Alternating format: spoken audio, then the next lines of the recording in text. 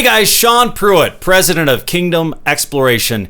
I wanted to go over a few things about oil prices, the petrodollar. I get asked a lot, what is the petrodollar? How does it affect the world? And where do I see oil prices going? So there's a lot of history to oil.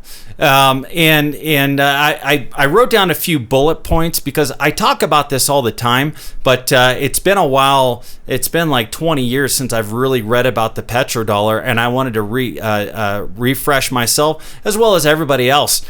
So bottom line, in 1944, the Bretton Woods Conference established the U.S. dollar as the world reserve currency. Okay, and so because of that, we took all the gold from many countries and put it into our coffers. And so we had majority of the world's gold. And so part of the deal was, if we carry the gold, we cannot print more dollars than there is gold. And if any other country wanted to trade their U.S. currency for the equivalent of gold, they could. And so and that made our currency one of the most powerful currencies in the world. But after the World War II war, the U.S. held most of the world's supply of gold, agreeing to redeem any U.S. dollar for its value in gold if other countries pegged their currencies to the dollar. And so in February of 45, President Franklin D. Roosevelt made an alliance with Saudi Arabia, cementing the U.S. dollar to oil.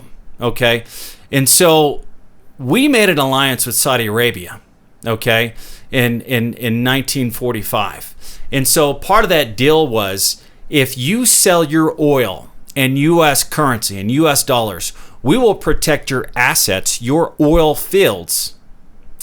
And so that made U.S. currency the most dominated currency in the world, because every time Russia, China, any country bought or sold oil, it had to be done in U.S. currency. That's why China has more currency than any other country in the world, for that reason. And so, really what was happening, this alliance, Saudi Arabia was more interested in having protection from America more than anything else. And so in 1971, high inflation prompted the United Kingdom to redeem most of its U.S. dollars for gold, causing Nixon to remove the dollar from the gold standard. So protecting the remaining U.S. gold reserve. So what happened was, in 1971, and inflation started taking off. Okay, and a lot of that had to do with the Vietnam War. People realized that there's no way the U.S. could have funded a war of that magnitude. And the only conclusion was, we were printing more money than we had gold. And that was the original agreement that we made in 1944. We're not going to print any more money than gold. Okay, we are addicted to printing money. That the U.S.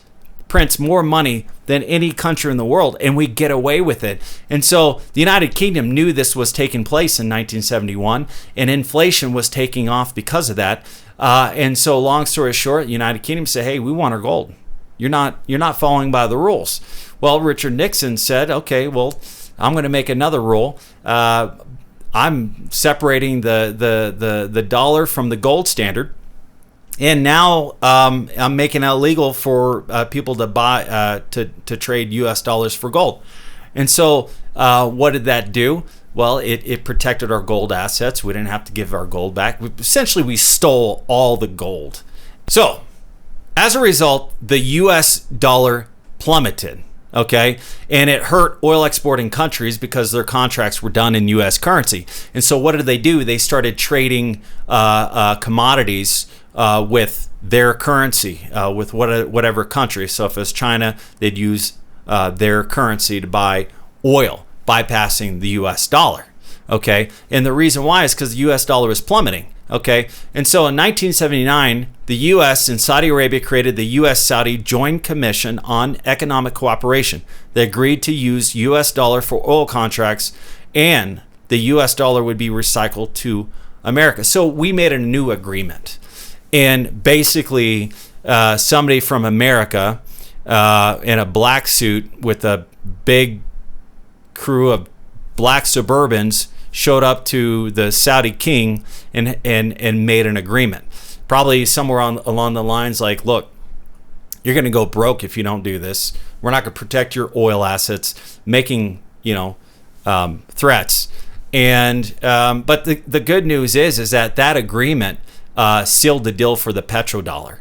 And they haven't wavered from the Petrodollar since. And now there are people that try to go around the Petrodollar. But here's the thing. The power of the Petrodollar allows us to enforce foreign policy. For instance, if we put sanctions on Iran or Russia or anyone else, we have the power to do that because we can control who gets the U.S. currency. If for instance, if Russia could use their own currency to do business around the world, they wouldn't care. They would just use their currency and go buy and sell as needed. But because we have control over the currency, the world-dominated currency, they have to play by our rules. In China, yes, they're kicking up a lot of sand by having this battle with Trump. But bottom line, they have more U.S. currency than any country. And so every country in the world, in order to buy and sell oil and a lot of the other commodities out there, they have to use USD. And there's no other currency that has the power that the U.S. currency has. The thing that's in second is the euro. And there's a tremendous amount of issues with the euro. And so we have the most powerful currency in the world, and nobody has any interest in the U.S. of A falling, because if it falls, all the other countries fall with it because they have a tremendous amount of U.S. currency. And just like it affects an American, if there's a tremendous amount of inflation, it affects Saudi Arabia, affects Russia, and affects China, especially since they have more currency of U.S. currency than any other country. So will the petrodollar collapse? Don't expect it anytime soon because it's the most propped up currency in the world. Just like I said, nobody wants to see the U.S. currency fall. Now here's the beauty of the way things are right now. So this agreement has been since 1979, the Joint Commission of Economic Cooperation. But we used to have an oil export ban for the U.S., and that ended in 2018. Okay. And now we're able to export oil to anyone we want. Now we're a direct competitor of Saudi Arabia. How do you think that makes Saudi Arabia feel, OPEC feel, that we made this agreement in 1979 for them to sell their oil in U.S. currency, benefiting us the most? Okay, because we just printed oil. Literally, we'd print money, give it to Saudi Arabia, and then they'd give us oil. Our printer, how much ink and paper did that cost? I mean, we're paying nothing for oil. We're just printing it. We are the ones that are benefiting, making us the most powerful country in the world. We print money and build tanks. We print money and build airplanes. We print money and we give our military the greatest resources and technology that is known to mankind. We just print it. We're printing military power. We're printing influence. We're printing friends. We're printing commodities and oil. But things have changed tremendously. When the Bush was in office, oil prices go up. He's making billions because he's got a lot of oil prices, oil properties. Obama, I don't even want to get into that. But Trump is the first one to go head to head with China, with OPEC. I mean, it's unbelievable what's happening. So in the past, for instance, the Yom Kippur War, what year was that? That was in 1973. Richard Nixon aided Israel in the Yom Kippur War. Well, that pissed off Saudi Arabia and OPEC. And so what do? They did an oil import embargo, and they cut the U.S. off completely from oil prices. And in 6 months, oil prices tripled. And so so they had so much power over oil because they were the main source of oil. Well, we're the new kingpin in town. We produce more oil than Saudi Arabia, more oil than Russia, for the first time in since 40 years. And so, long story short, in the past, historically, Saudi Arabia or OPEC, they'd have to just curb production, back down production, and oil prices would go up. I mean, look, in 2008, they manipulated oil prices to $150 a barrel. Well, now we're exporting oil because the oil export ban has been lifted. And now when Saudi Arabia curbs production, for instance, they back down between Russia and OPEC, 1.3 million barrels of oil a day, they've backed off on production. Well, guess what? It hasn't affected oil prices, but maybe 50 cents a barrel. And so they don't have that power anymore. Iran is attacking oil tankers. They're attacking oil tankers. That moved oil prices 25 cents. It's unbelievable. In 2007, if that happened, oil prices would be $200 a barrel. But it's not. And so Saudi OPEC is freaking out. And we have them in the corner. We have total power over these guys because 99% of all the militia, all these attacks in Saudi, the wars in the overseas countries there that are wanting to attack us, it's funded by oil. It's funded by oil. It was all about oil. Read about back in the Iran war, Iraq war, Kuwait, all of those wars by the Bushes. It was all about oil. Well, that's because all the oil was overseas, and there were the big kingpins in town. Now, we're not foreign oil dependent anymore. We're independent. We're a net exporter of oil. We're producing more oil than any other country. So oil prices cannot be manipulated.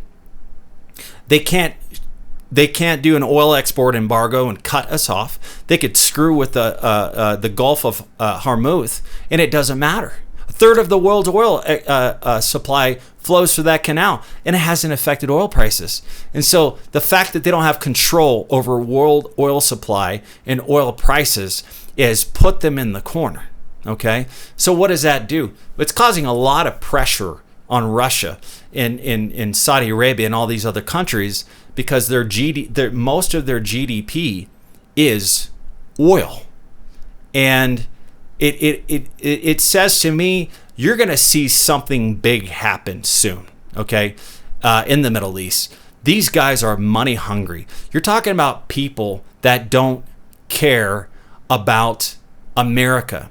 You're talking about people that don't even care about their own people because they're very selfish people. Now, there's some good people overseas. Yeah, there's some good people overseas. But I'm talking about, historically speaking, you get a dictator to rise up, and they're only interested in power and money, okay? And so you have a lot of that overseas. That's why people's heads are getting cut off. That's why they're attacking these innocent people just trying to do their jobs to haul oil in the Strait of Hormuz. And so you're going to see something interesting come down the road, because how long can we keep these guys in this position where they don't have control, where they're bleeding out financially? How long can you do that until they finally it just takes one bomb in the right place to cause oil prices to escalate tremendously. And these little things that Iran are doing, attacking drones and attacking the shipping lanes and oil tankers, it's not doing anything. And so, but historically speaking, OPEC did it and caused an oil import embargo by cutting America off. Well, then they started just curbing production. Well, so they've been manipulating oil prices for years. So what do you think they're going to do next? They know they can't manipulate oil prices by doing the standard oil curbing. So what do you think they're going to do next? I don't know. I personally think it's going to escalate to something even more serious. Russia is in the mix now, and Saudi Arabia is getting desperate. So I don't know. And I'm just kind of talking now. I could probably read 1,000 news articles. I could probably watch a lot of YouTube videos about oil prices and where we think we're going, the war in Iran and Saudi Arabia and everything that's going on. But I think there's a lot more to this than what meets the eye. And this is very exciting times. And so where oil prices are at today, it's opened up the door and a lot of opportunity to buy leases, pennies on the dollar, getting into premium leases that you wouldn't normally be able to get into if oil prices were $80, $90, $100 a barrel. And a lot of the money has dried up. A lot of the money has dried up because oil prices are low, quite simply. And these shell companies, most of the new oil has come from shell. We went from producing 6 million a day with conventional oil plays, meaning it's not shell, to unconventional oil plays where they had to use fracking technology in order to extract the oil. Well, now we're pumping out 12 million barrels a day. So we doubled our production, outproducing Russia and Saudi Arabia, the two kingpins. And but here's the thing. Oil prices are at $50-something a barrel. To make money in shell, you really need higher oil prices. And so a lot of that money is drying up. And so not only do we have money drying up from producing too much oil, we also have the fact that shale, the decline curve is a lot higher. So oil, a natural decline curve for oil well for 20 years is kind of like this, okay? So it might come online at 100 barrels a day and then over a 20-year period drop down to 10. Well, shale, it might come online at 1,000 and then drop down to 30 in 2 years. The decline curve is massive in shale, and so we're producing 6 million a day of shale. But man, if we don't, we have to drill a lot of oil in order to maintain that 6 million barrels a day because the decline curve is like that versus a steady eddy conventional oil play. Okay, and so shale is a flash in the pan. It's like up and then down. Okay, so we're not drilling as much oil. There's not near as much oil investment. So what do you think is going to happen? Okay, so what's going to happen is essentially that 6 million a day is going to drop very quickly here in the next 6 months to 2 years, and because there's less money being invested in shale oil right now, and so I'm taking advantage of that. We're getting into plays in conventional oil plays, and $50-something a barrel with conventional oil. Because before oil prices had $100 a barrel, this is where we were making our money. And conventional oil plays are a lot cheaper. You're not spending $5 million on a frac just to get shale. You're spending $1 million, $2 million for a well. And so, long story short, oil prices, once we get rid of this glut, once shale starts dropping, once all this low capital investment in oil starts catching up to everything, you're going to see oil prices escalate. Something's going to happen overseas. Russia, Saudi Arabia, all these countries, they're in the corner. They don't have any control, and they hate it. People that are hungry for power. I mean, we're talking about people that cut people's heads off here. I mean, it wouldn't put it past them to drop a bomb in a key place to help escalate oil prices. So anyways, I hope this makes sense to you guys. I follow this thing, but I just don't have the time that this thing deserves to really invest in seeing where oil prices go. But I do talk to a lot of people. I talk to people every single day. Just yesterday, I had an oil operator that's been in the business for 50 years say, "Hey, where do you think oil prices are going?" Because he's in the dark. He's out there drilling wells every single day. He reads the news like everybody else. But I talk to some very sophisticated people, and I've made my own conclusions. I don't like to be definitive where I'm just like, "Hey, this is going to happen," because nobody really knows what's going to happen. Okay, in my younger days, in my 20s, I'd say I'd make I'd say things about oil prices that this is where it's going to go. This is what's going to happen, and I've been wrong. And so I'm a lot older now, a lot wiser, and so this is what I think is going to happen. Okay, Shell's going to take a big hit. There's less money invested in Shell. That's the truth. Okay, the decline curve in Shell is massive. That's the truth. So we're going to see a decline curve here because there's less investment in Shell. Period. Saudi Arabia, they're in a corner. Russia's in a corner. They don't have power. That's their GDP is oil. Okay, the Petrodollar has to remain. And that makes our country the most powerful country in the world. China will bow. China does not want to continue this war on tariffs with Donald Trump. We are going to win. They have more U.S. currency than any country in the world. It behooves them to come to an agreement, because we are the most powerful country in the world. We have the most money in the world, and we have the most control in the world because of the petrodollar, because our currency is the most sought after currency in the world, and China knows this, and they're biting off the hand that feeds them, because if they cause the U.S. economy to drop, their currency that they hold, U.S. currency, is going to drop. And what does that do to their bottom line? Exactly. So everybody needs America to be propped up. Everybody needs U.S. currency to be strong. Nobody wants to see the New York Stock Exchange to fall. I mean, all these countries have a piece of that too.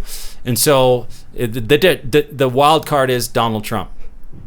And so he has done a masterful job at maintaining oil prices of where they are. He's done a good job, and it's actually very good for our industry, because a lot of these multi-billion-dollar oil companies don't have money right now, and it opens up the doors for guys like you and I. So anyways, I'm Sean Pruitt, president of Kingdom Exploration. If you guys have any questions, feel free to call me. My office number is 307-622-1-OIL, 307-622-1-OIL. Thanks.